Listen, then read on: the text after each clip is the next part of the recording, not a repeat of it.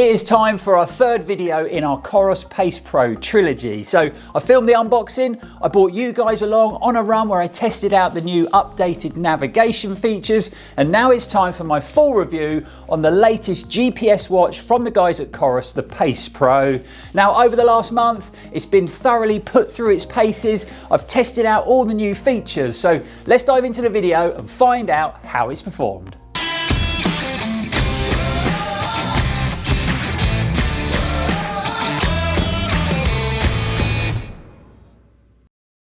Welcome back folks, hope you are all fit and well out there, and thanks for tuning in again. I'm Lloyd Purvis and this is Run4Adventure, your friendly, informative running related YouTube channel. Now obviously it's a bit of a giveaway with the name of the channel. This is going to be a runner's perspective when it comes to the Pace Pro. So unfortunately, if you are tuning in to find out how the watch got on with a tough swim session down the local pool, or maybe skiing down a black run at a ski resort, you're going to be disappointed because I only tested the watch out when it comes to my run training, but I'm pretty sure I tested out all the features thoroughly that a runner would want from their GPS watch. I'm actually going to break down the review into sections because we've got quite a lot of stuff to talk about. So we're going to start off with some stats and facts about the watch. I'm going to run you through the watch's interface. We're also going to talk about this new bright Amoled display, which is actually the first time a COROS watch has featured such a display, and I've got to say it's about time, COROS.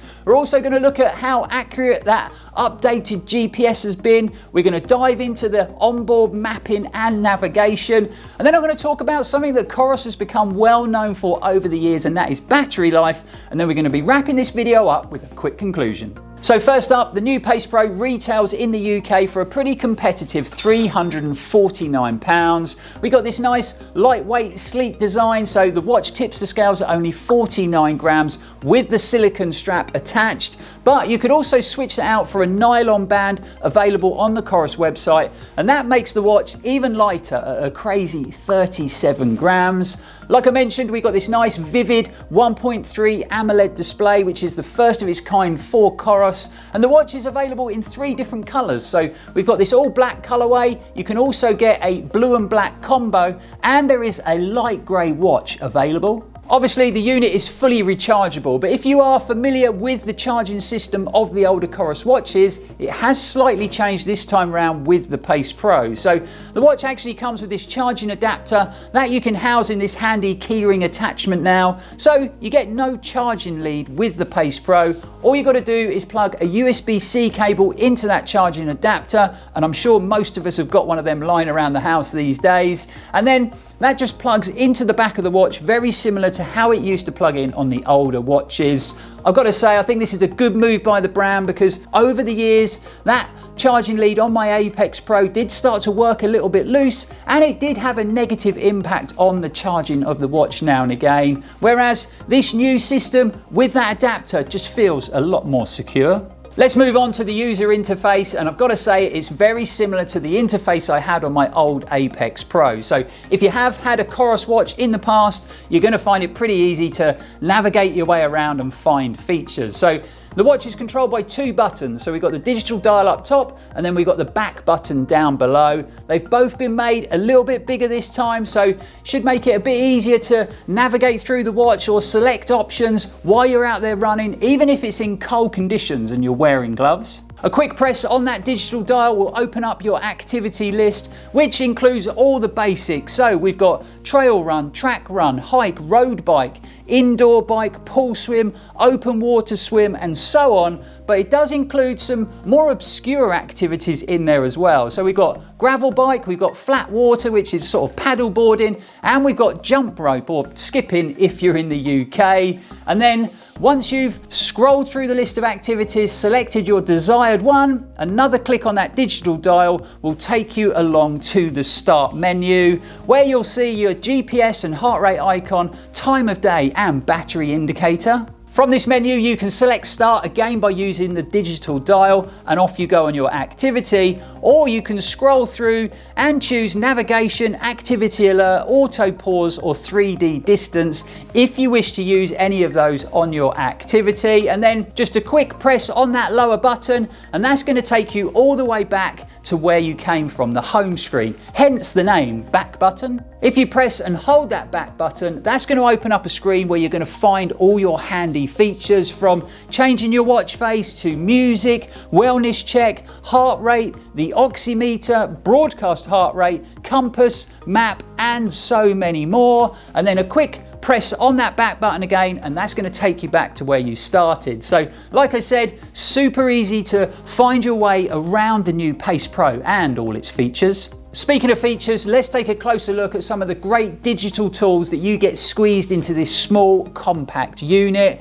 So if you like listening to music while you do your activities, then the COROS Pace Pro will allow you to play offline music when paired with a supportive Bluetooth headset. We've also got the wellness check, so click into this, and then if you hold onto the dial with your right hand while you're wearing the watch, it's going to measure your heart rate, and then after that, it's going to give you a real little handy readout that tells you your breath, heart rate, stress levels, and so on. We've also got an oximeter function, so really handy if you do any sort of high altitude activity. I'm not sure I'm going to get a lot of use out of this living here in Cornwall at sea level, but never mind. There's a digital compass. We've also got the maps in there and a camera control, so you can actually control an Insta360 or GoPro camera via your watch.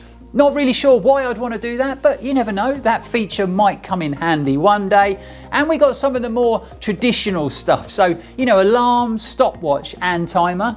Moving on to what has to be one of the biggest updates, and it is this very bright, impressive 1.3-inch Amoled touchscreen display. Now, this is actually the first time I've used this type of display, and it kind of blew me away if I'm honest. So I've been running with my Apex Pro for a good 2 years now, and I thought it gave me everything I wanted from a GPS watch. That was until I ran in the Pace Pro for the first time.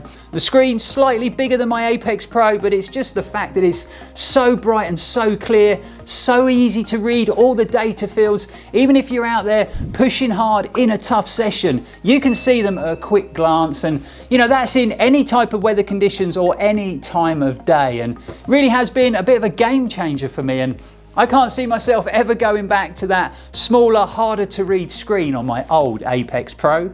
When the watch was released, Coros claimed that with the new chipset and hardware configuration, the Pace Pro was going to deliver the most precise GPS performance to date, utilising their all systems and the dual frequency mode. And I gotta say it, I totally agree. Now, again, I thought the accuracy from my Apex Pro was pretty good, but it really doesn't come close to the GPS accuracy this has delivered over the last month. When I took the watch out to test the navigation feature across the Hale Towers, I was really surprised with how precise that GPS was and how quickly the navigation feature responded to the route I was following, or not following sometimes. There was a couple of times where the path kind of forked and was pretty tricky, and if you know the Hale Towers at all, you'll know that it's a difficult place to navigate your way across, and the watch kind of steered me in the right direction every time.